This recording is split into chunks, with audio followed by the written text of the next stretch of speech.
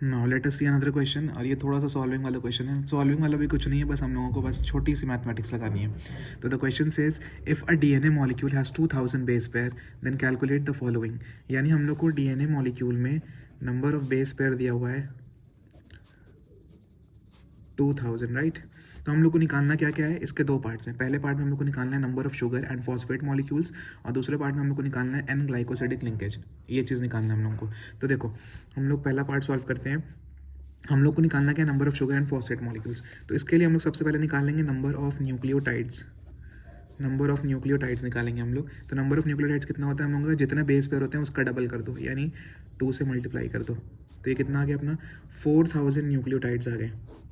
ठीक है, ये आ गया कि आपने नंबर ऑफ न्यूक्लियोटाइड्स कितने हैं 4000 है। अब हम लोग पहला पार्ट सॉल्व करेंगे अगर, तो इसमें हम लोग से पूछा गया है number of sugar and second part पूछा है नंबर ऑफ फॉस्फेट मॉलिक्यूल्स। तो देखो इसको सॉल्व करने के लिए बस एक छोटा सा लॉजिक है, और लॉजिक भी क्या है, ये तो इसका रियल आंसर है। हम लोग को पता है क्या होता है कि एक न्यूक्लियोटाइड जो है वो किससे बना होता है, नाइट्रोजनस बेस से, प्लस शुगर मॉलिक्यूल होता है उसमें एक, और एक होता है उसमें फॉस्फेट मॉलिक्यूल, ये होता है। तो बस हम लोग इतना याद रखना है कि जितने नंबर ऑफ न्यूक्लियोटाइड्स होते हैं उतने ही उसमें नाइट्रोजनस बेस होंगे, उतने ही उसमें शुगर होंगे, और उतने ही उसमें फॉस्फेट होंगे। यानी ये चारों आपस में इक्वल होते हैं। तो बस आंसर आ गया हम लोग का, जितने न्यूक्लियोटाइड्स उतने ही नाइट्रोजनस बेस, उतने ही शुगर मॉलिक्यूल, उतने ही फॉस्फेट मॉलिक्यूल। तो अब हम लोग को नंबर ऑफ बेस पेयर दे के या ना फिर नंबर ऑफ न्यूक्लियोटाइड दे के कुछ भी पूछ ले, नाइट्रोजनस बेस पूछ ले, शुगर पूछ ले, फॉस्फेट पूछ ले, हम लोग का सबका आंसर सेम होगा। तो बस नंबर ऑफ शुगर कितने हैं, जितने नंबर ऑफ न्यूक्लियोटाइड्स होंगे, number of nucleotides number of sugar same होते हैं, तो ये भी कितने होंगे 4000। नंबर ऑफ फॉस्फेट मॉलिक्यूल कितने हैं, जितने नंबर ऑफ न्यूक्लियोटाइड्स होंगे, तो ये भी कितने हो गए 4000 हो गए। और यहाँ पे अगर आपको नाइट्रोजनस बेस का नंबर पूछ ले तो वो भी कितने हो जाएंगे 4000 हो जाएंगे। ठीक है, now moving on to the next part. Second part में बोल रहा है number of glycosidic linkage, N glycosidic linkage, N glycosidic linkage.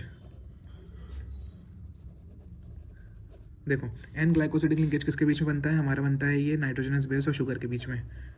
Sugar और नाइट्रोजनस बेस के बीच में जो बॉन्ड बनता है उसको हम लोग कहते हैं एन ग्लाइकोसिडिक लिंकेज। ठीक है, तो जितने नंबर ऑफ शुगर और जितने नंबर ऑफ नाइट्रोजनस बेस होंगे उतना ही हमारा एन ग्लाइकोसिडिक लिंकेज भी होगा। तो मतलब इसका मतलब क्या है, ये भी उतना ही होगा 4000 ग्लाइकोसिडिक लिंकेज।